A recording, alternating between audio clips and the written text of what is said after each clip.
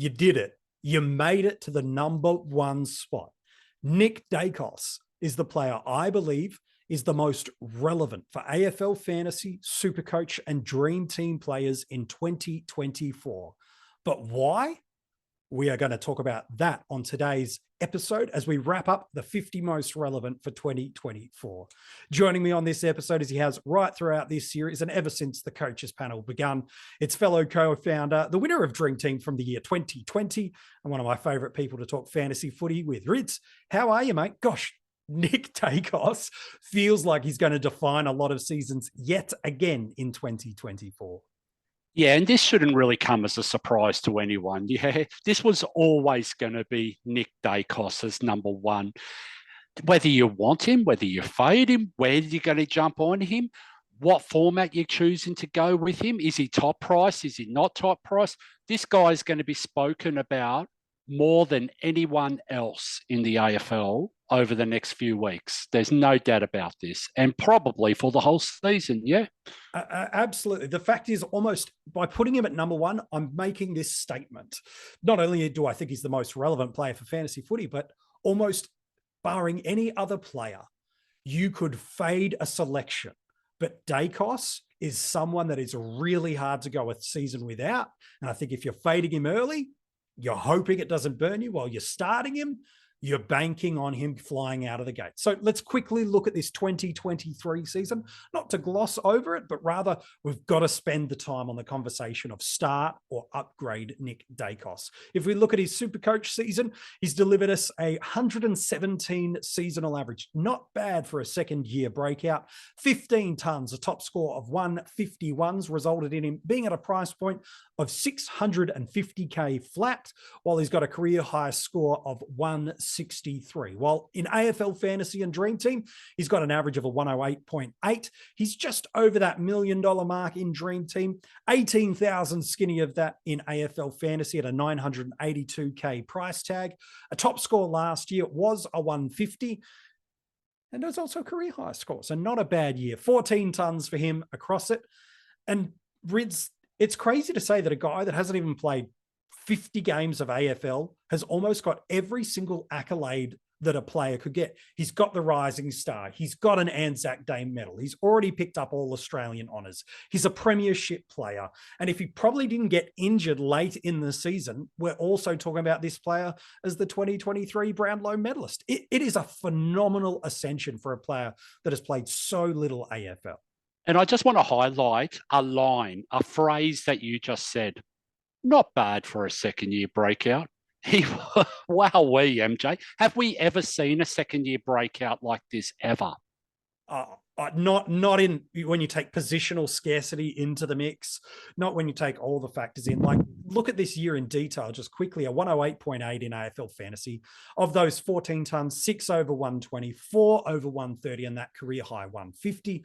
Just the 2 scores under 80 all year. One was that injured/tagged Finn McGuinness game, which we'll get to, don't worry about that, but ranked 12th in AFL Fantasy overall for averages. He's the number one defender available to us by average, and he's got a better average than Connor Rosie, Caleb Sarong, and Christian Petrarca. While in SuperCoach, that 117 is consisting of 15 tons, bunch of them 120, 130 plus scores, ranked 7th overall in SuperCoach by averages. He's got a better average than Jordan Dawson, Rowan Marshall, and Tom Liberatore, and is the number one player by average. It was simply a stunning year, Rids, like probably outside of 2/3 of a game against Hawthorn, which we'll get to. He had a faultless football season. Oh, it was just beautiful. And you know what? As a non-owner early days last year, I hated every minute of it, MJ, but I loved it at the same time. I can't tell you. We talk about it as a community, don't we? We talk about that observable thirst that Doss introduced, that little term. I tell you what, mate, this guy has it in spades. He actually goes home and rings his parents that someone didn't kick him or handball him the ball. He's that thirsty to have the ball always. And you could see him and Goulden, like, unbelievable demand. No, they don't just demand. They actually work their butts off to get into and get it again and again and again and again in chains. It was crazy how good this guy is. And the good thing is, as you mentioned, it's not just a demand for the ball. It's when he gets it, he doesn't let his teammates down, which gives them that confidence to keep getting him the ball. If he's not winning the ball at the coalface in a clearance component, he's using that elite running and high football smarts to get a link up transition point score, getting that ball by hand, the distribution off, and then using that smarts by hand and by foot to set up his teammates, getting that ball deep inside forward 50. And the fact is, he's averaging, for a guy that spent most of the year off half back and then pushing into the mids, almost a goal a game, which is just outlandish for a player to be able to do that. And we talk about this move into the midfield, Rids, where we start to think about what this might mean for us for 2024, is we did see him pick up more midfield time as the season went on. And in the 12 games last year that he attended a centre bounce attendance of 35% or more, he averaged a 107.5 in AFL fantasy and a 112.4 in SuperCoach. So not great. Does include that tagged game from Finn McGuinness and an injury impact in that third quarter there, but it's there. I think the thing that gets people excited about him, and there's a lot that makes people want to consider Nick Daicos this year, is the mooting of him going into this midfield more predominantly and seeing players like a Crisp fade out of this side. When he attended 65% of centre bounces or more, he goes at a 116 average in AFL fantasy and 121 in SuperCoach. You take that positional scarcity of a defensive spot in there, and we're now looking at the number one player in the game potentially. Yeah, but it's not really just the Finn McGuinness tag, okay? The last 3 games last year, he had Port, Carlton and Hawthorn. Now, it was Willem Drew that went to him. It was Curnow that went to him the next week. It was then Finn. It's like the whole league and the coaches have decided about halfway through last year, hey, look, this guy can play a little bit of football. Maybe he can actually do a lot of damage to us. We might actually have to go and get someone to sit on him a little bit. So it's more a general league focus now, and that's where the interest in dynamics going to be when we enter this. But let's just look at those last 3 games. Please. I'm going to make an argument right now. They actually put a little bit of value on his price. This is ridiculous, yeah? I know he's highly priced and everything else, and we all look for a little bit of value, but he went under 100 for all 3 games across SuperCoach and DreamTeam. So there's your value. If you want value, there it is right there. And whether you think Finn plays and tags him, continues to tag him for the whole game and keeps him to 50, or whether you think, that whatever happens, it doesn't matter. He gets off the leash, mate. If Finn doesn't go to him in that last quarter, Daicos, because he's so angry at the rest of the game, is likely to score 70 points in that last quarter, yeah? 1,000%. So that's the dynamic about this is, where is this going to go? Like, he's at a price tag. We can argue it's actually value because of those last 3 games. He's highly owned across all the formats. He's got a ceiling for days, mate. Like, I mean, I don't have to tell you. Yeah, you just read out all the stats. How many times is it 130 plus, 140 plus, 150 plus across all the formats? And then you mesh that up with that fixture, and I'm sure we'll break down it a little bit more, but Thursday nights, Friday nights, we've got early buys. He's going to be a VC loophole with some okay fixtures in that early days. Like, wow, what a decision for us own coaches, early on. Do we start him? Don't we start him? Do we fade him? There's obvious risk involved no matter what you do, yeah? So let's chat about it. Relevant in that space, because if you start and the things work for you, you're away. If you start and the variables that have got people concerned about starting him come, yes, you've got Daicos, happy days, but you've certainly overpaid for the output you're getting. And then it's just the inverse of those 2 things. You mentioned that kind of last 3 games versus the first 17 games there, Rids. He goes at 115 in AFL fantasy over those first 17 games and 123 in SuperCoach, while the last 3 games, it's 73 in AFL fantasy and 74 in SuperCoach. And positively, he spent the whole off season practicing and navigating, preparing for the tag. We'll get to that in a minute. Talk me through, Rids, the narrative of, we're going to spend now two sides of the coin. And I know you've got some data for us, and it'll be heavily weighted towards an AFL fantasy data point. And the reason for it is simply this. With SuperCoach, there is a number that the game must hit in totality, that all of the scores add up to this one universal number. SuperCoach has been like that since day dot, whereas AFL Fantasy, it's just raw data that gets put out.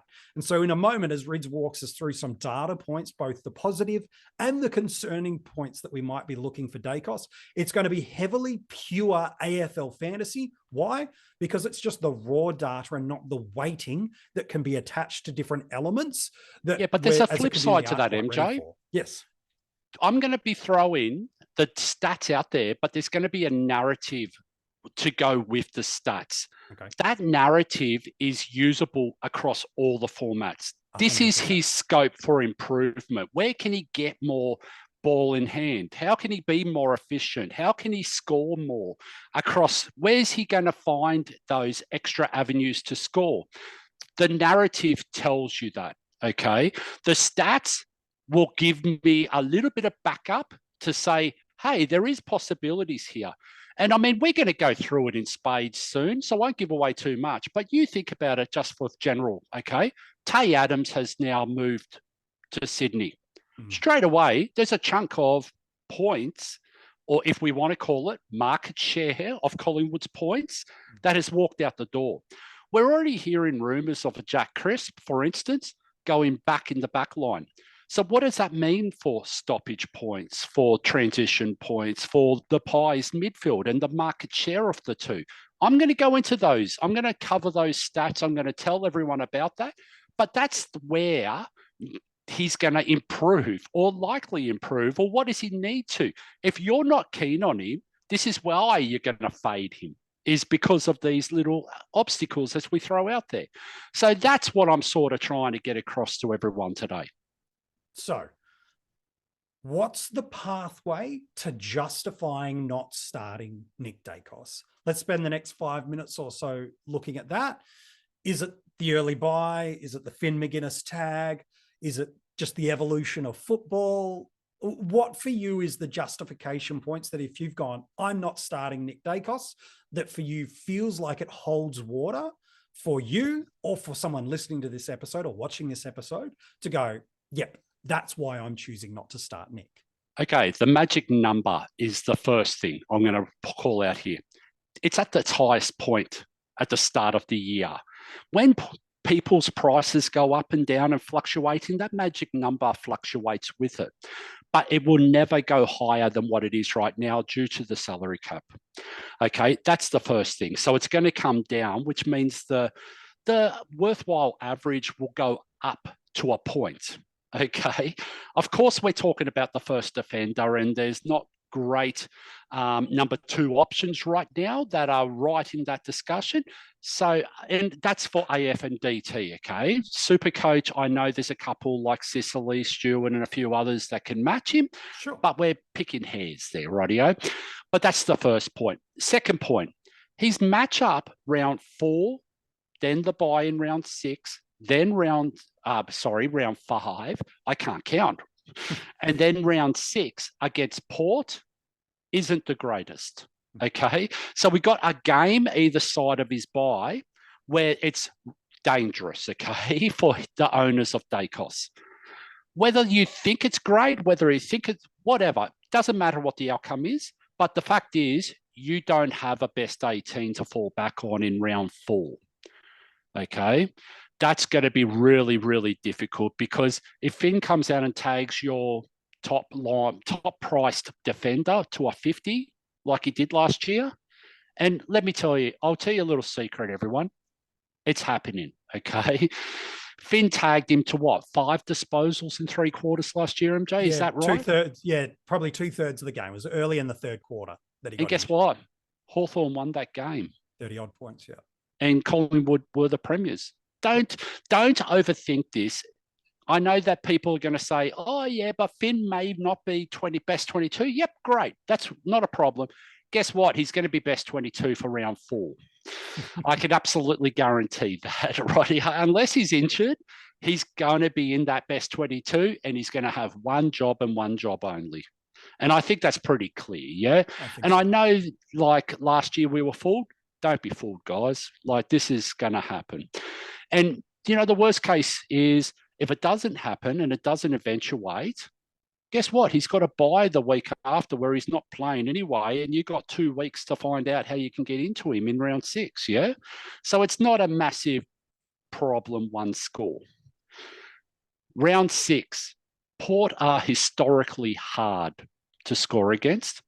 There's also a guy called Willem Drew that we just discussed before that was sent to him in that late game last year before he got injured and kept him to 80 or 90 across the formats. So the fact is that's likely going to happen again because Willem Drew will start on the wing and the first thing he's going to do is find Nick Daicos. And that's all he's going to do for the whole game.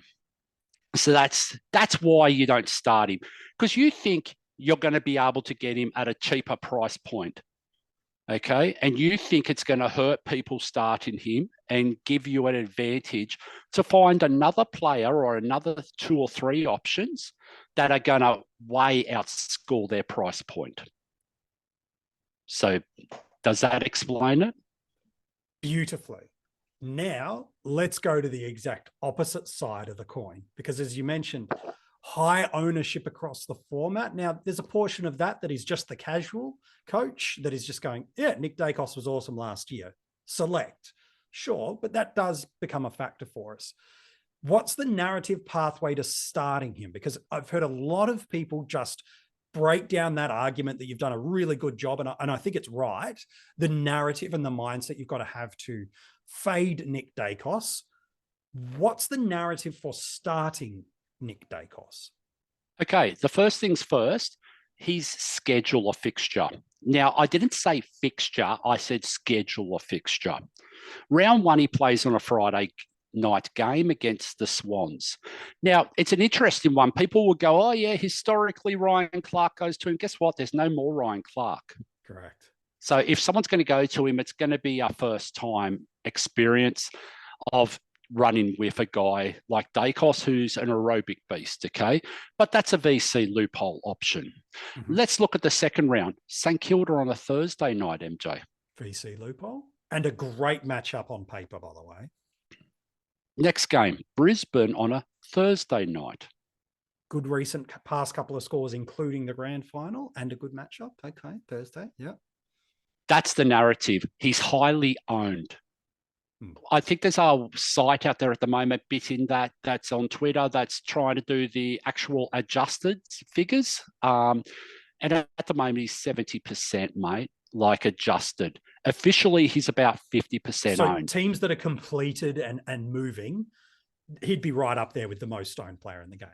Yeah, he will be. But that's not called Harley Reid at the moment due to the forward problems we've got, okay? But Nick Daicos is probably in the top 5 owned players right now. Yes, of course. That is danger, yeah, MJ. What did we say a couple of weeks ago? Vams and I did a little bit of our lessons learned thing from last year. Correct. If you're going to go unique, it doesn't matter whether that's the own or fade component of the unique. You need it to go your way. Otherwise, it really impacts and hurts you. Okay. So unique is, I'm not owning Daicos if 70% of people are. I need it to fall my way. Otherwise, and if my side part B and C of those extra players I'm choosing instead of Daicos fail, I'm down the tube. My season is practically over, especially if Daicos is a popular VC option, as I suspect he will be, and he gets 150 that week because this guy's ceiling is incredible. There's a lot of parallels for me to a young Gary Ablett. Arguably, Nick was better than what Gary was in his first couple of years. In fact, he definitely is compared to how Gary's career started as a small and high half forward. It's, gosh, this guy, you feel nervous as a non-owner, don't you? Like, we're staying in but it's not just that. Yeah. Let's go further. And I know I'm interrupting you, but I have for 10 years. It doesn't matter. I'm not going to stop now, yeah? So the fact is, the nervousness for me is you want to own Daicos because he is one hell of a player to watch and own. The way that he screams for the ball, the way that he busts to go forward and find that transition, like, it's just incredible to watch. And as an owner, I don't know about you, mate, but over the last 20 years of me playing this game, if I own someone, guess what? When I'm watching a game of football, I am focused on that player and I'm seeing all of it. And I don't know how many times I said, you might remember 10 years ago with Brent Stanton when he was playing. And I used to say he's the worst to own because he used to just seagull around the packs and not want the ball, but then sook when he doesn't get the ball type scenario. Daicos, you don't have that. He's the one that you really want to own because it really just enjoyable aspects of this game that we play, that we spend way too much time on, that we have arguments with our significant other about because we are watching another game of football, or we're talking about it in a chat.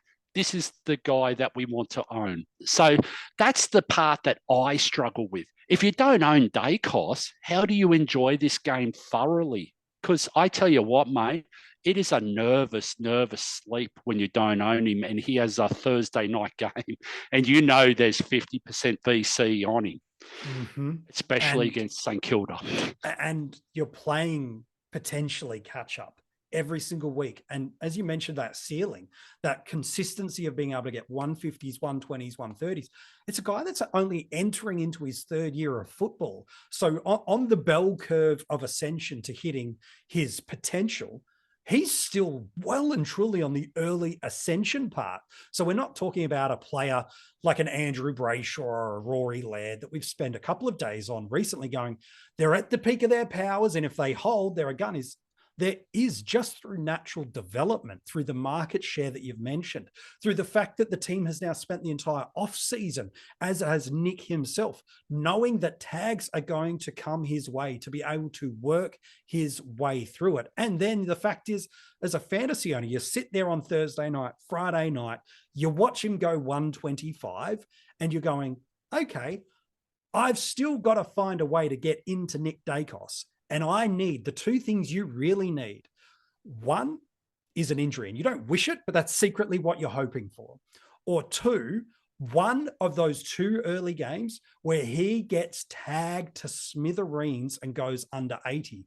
Otherwise, the risk profile of trying to save $50,000 or $100,000 as opposed to just having him from the get-go and not worrying about it becomes an interesting seesaw of how you watch these first 6 games of football. There's another element of this as well, and I've got no doubt we'll discuss this as we go through, but we live in an age where everyone communicates through a digital means, whether it's Twitter, whether it's by a chat, whether it's groups, whether it's single, whether it's whatever. We're talking non-stop. We have information at hand split second after it happens. The thing that I hate the most is when I don't own a guy, then reading everyone's messages of who owns him and who has VC'd him. And that makes me sick, mate. And then I've got to put up with that crap for the rest of the weekend.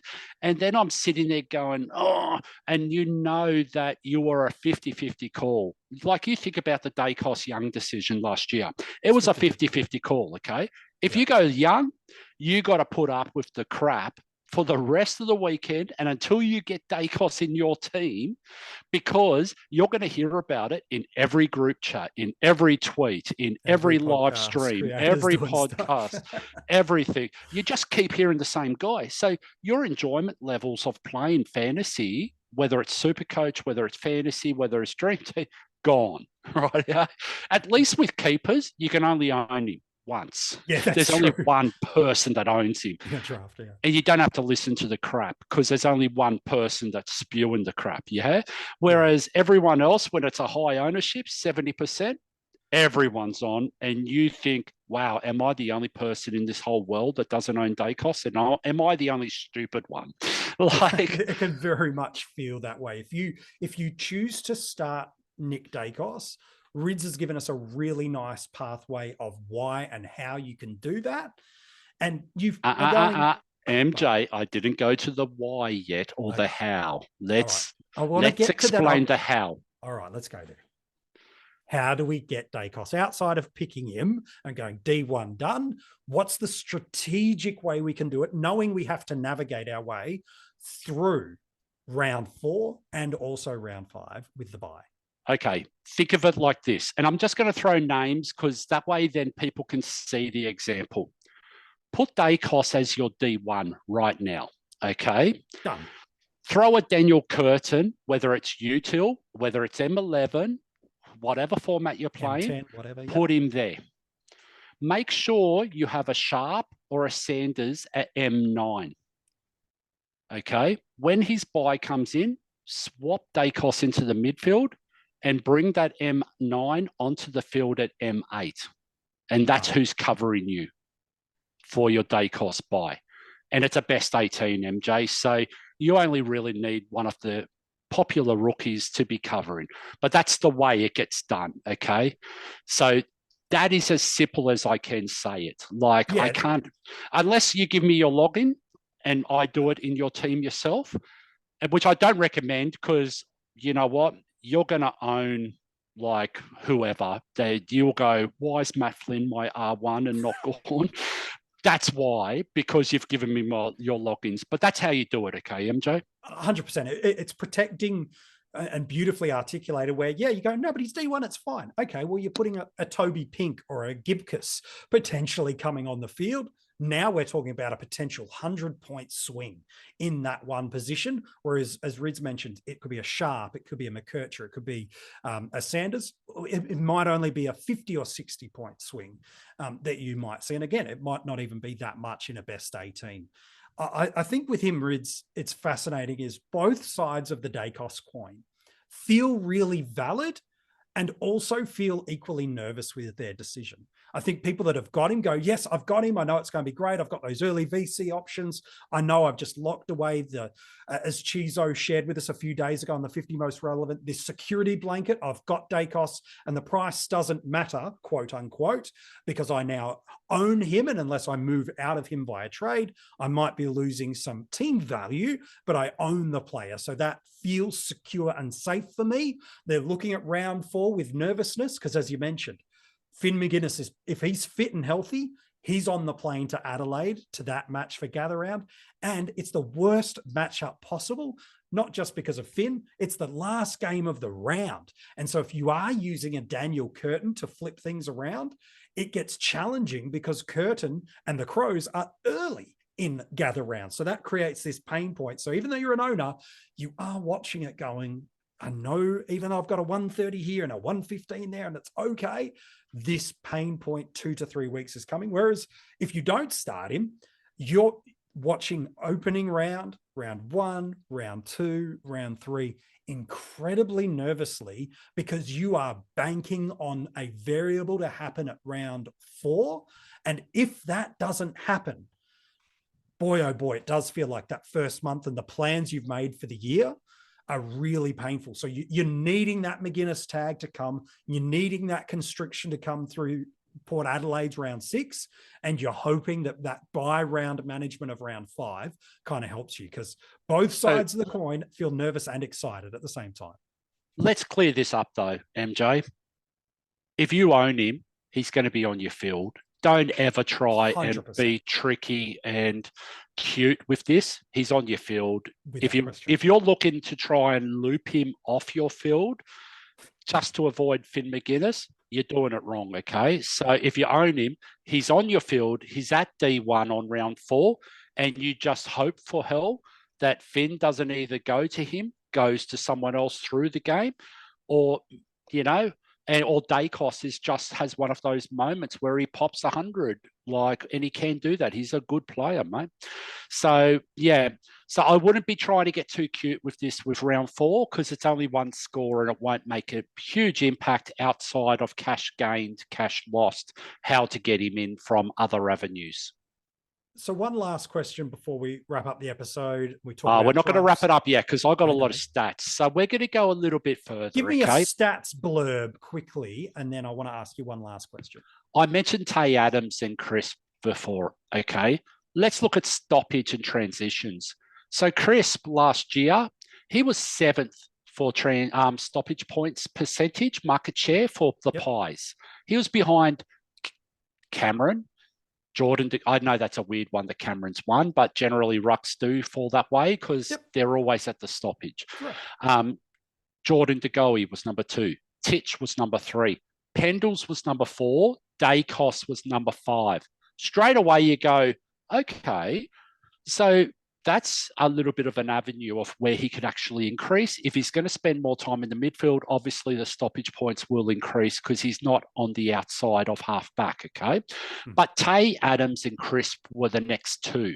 So straight away, not only does he have avenues to go up if he's in that role, he's also got a couple of guys directly below him that he's got a little bit of market share that he can pinch from, okay? So that's the first thing. And I know people will go, oh, yeah, but no, the thing is he only averaged 45.5 stoppage points a game last year. So there is avenues of improvement there, and that's going to come with more midfield time that you just talked about. Halfback time last year, he had 66.3 average transition points a game. Now, that seems like a lot, but it's really not. He was number 2 at the Pies. He was actually behind Noble. Noble had the highest transition points, but you look at these names, okay, and see if you can pick up a trend. I'm going to name the top 5 in transition points for the Pies last year. Noble, Daicos, Maynard, Quayner, and Darcy Moore. What are they? What do they have in common? All defenders. Yeah. So you're starting to see, yeah. So I looked at the names of the stoppage. DC, Jordan De Goey, Tom Mitchell, Scott Pendlebury, Nick Daicos, all mids, yeah? So you can see the trends. The defenders are getting the larger chunks of the transition points in their average per season. The mids are getting more stoppage points. And that's why we're saying if it levels up to 50-50 splits, perfect, yeah? But the thing with Daicos is he's always going to have a slightly in favour transition points from my gut feel because they want to get it to him in open space a lot more, no matter where he's playing, whether it's the wing, half back, half forward, whether he's spread into space. They always want the ball in his hands because of his delivery and his decision making. That's where he's going to get better, mate. I believe Crisp going back to halfback is going to increase his transition points. And he was number 10. He was number 10th in the Pies last year. He's going to start pushing up into those Maynard, Quayner areas because that's what Jack Crisp does, yeah? Yeah. He's also going to fall into stoppage, though, because he's not going to be at the coalface as much to get that points, like a percentage of his actual average points. So that's where it's going to be. So it's going to be a direct correlation between Crisp and Daicos, and then a little bit of extra share from the Tay Adams missing to a Finn McRae and Daicos, if Daicos is going into mids more. So that's the narrative I get from those stoppage numbers and those transition numbers. And I hope that clears it up. And you can use that everywhere, SuperCoach, whatever. It just means he's going to be around the ball more if he's in that midfield role, and we'll see the stoppage numbers going up.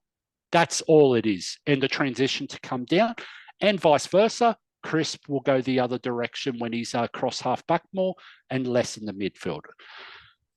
And could I just shout out here? I've said it all the time, but Jaden Popowski and Rowan out at Market Share and Mort, who's helping out. Yep.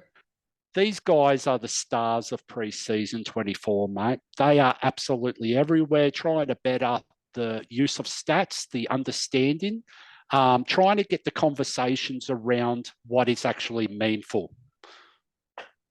Yeah, they've done a phenomenal job, and absolutely, we've said it a few times through this series.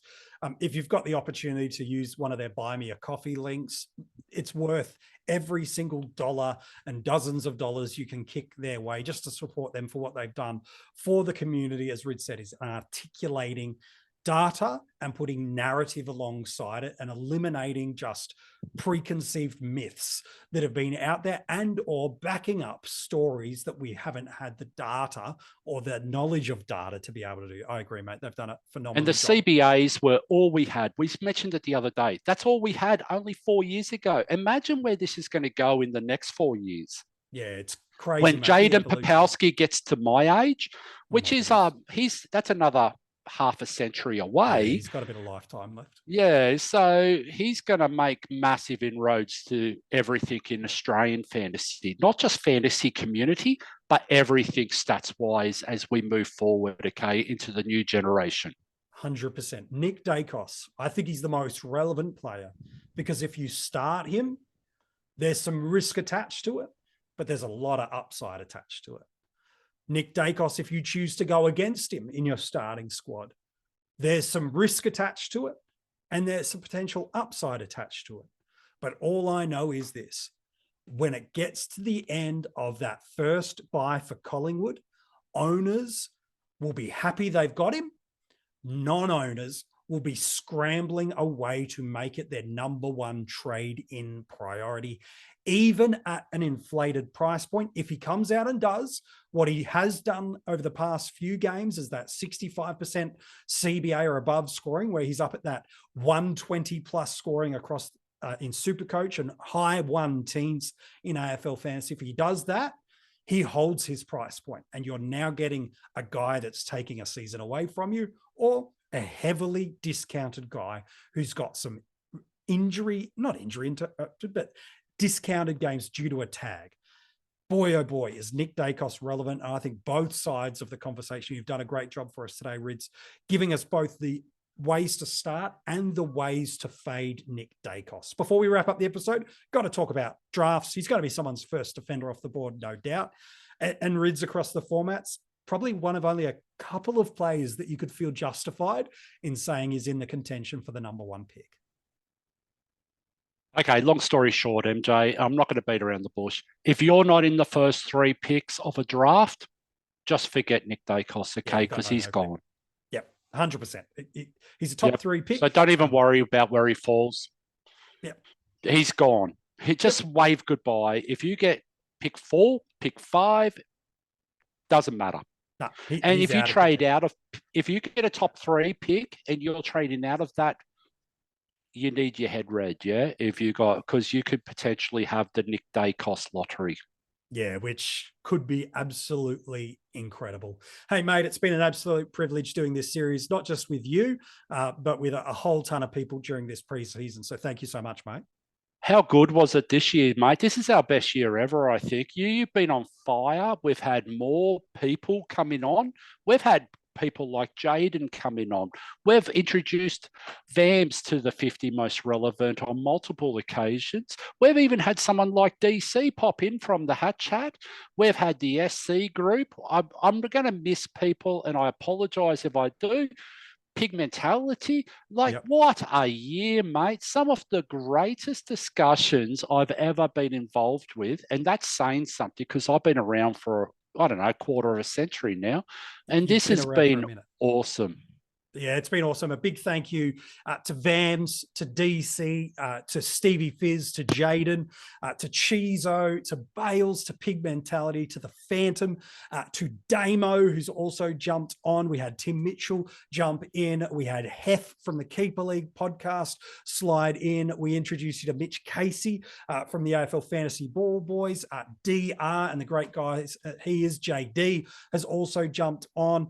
Vam, who you mentioned earlier. And then there's the coaches panel regulars. There's Kane, there's Mini Mug, there's Louis, there's Jordox, and yourself. I think I got through every person that appeared on the 50. I'll tell you what though, MJ, just as a last note, a huge thank you to you, but more importantly, a huge thank you to your family for allowing us the possibility to have your time for extended period of times. And if you, I'd never do this, okay, but there was a JD interview with Holmesy the other day. If you haven't listened to it yet, go and have a listen to, because there's been a bit of bad press around the place. The guy knows his stuff, and it's time to go in and have a listen and try and see if we can get some more learnings around the place. But have a great season, everyone. And I've got no doubt you're going to hear from me soon. Plenty of stuff every single day between now and the end of the preseason. There's still fresh content dropping every single day over on our YouTube channel. There's podcasts rolling all the time as well. We start turning the wheels ever so quickly towards strategy and moving away from player analysis to strategy of how we play this game. We start getting club versus club matches and start to see some stuff, and then opening round will be upon us, and I feel like that's going to be a game-changing couple of matches that will really define how we go into round one. If you've watched any of these episodes of the 50 Most Relevant, thank you so much for doing it. If you haven't subscribed to the YouTube channel yet, it's not too late. You can still jump over and do that and turn those notifications on. If you've been listening to these audio podcasts, thanks so much for doing that, sharing it with your friends and family that play fantasy footy. If you haven't given it a 5-star rating or subscribe to wherever you get your podcasts, would encourage you to do that. And if you want to keep in touch with us right throughout this preseason, you can find all the links for our social media in the description of this episode, as well as our opportunity for you getting involved in our Patreon, where you'll get bonus content, hidden group conversations, our rookie guide that will be coming way too fast than I care to admit, and a bunch of other in-season rewards. All the details to join the Patreon are in the description of this episode. Hey, thank you for watching. Thank you for listening. And thank you for being a part of the 50 Most Relevant. If it wasn't for you listening and watching, it'd just be two people talking to themselves. So thank you for your support of the Coaches Panel and the 50 Most Relevant. We'll be back very soon with more content to get you through this 2024 preseason.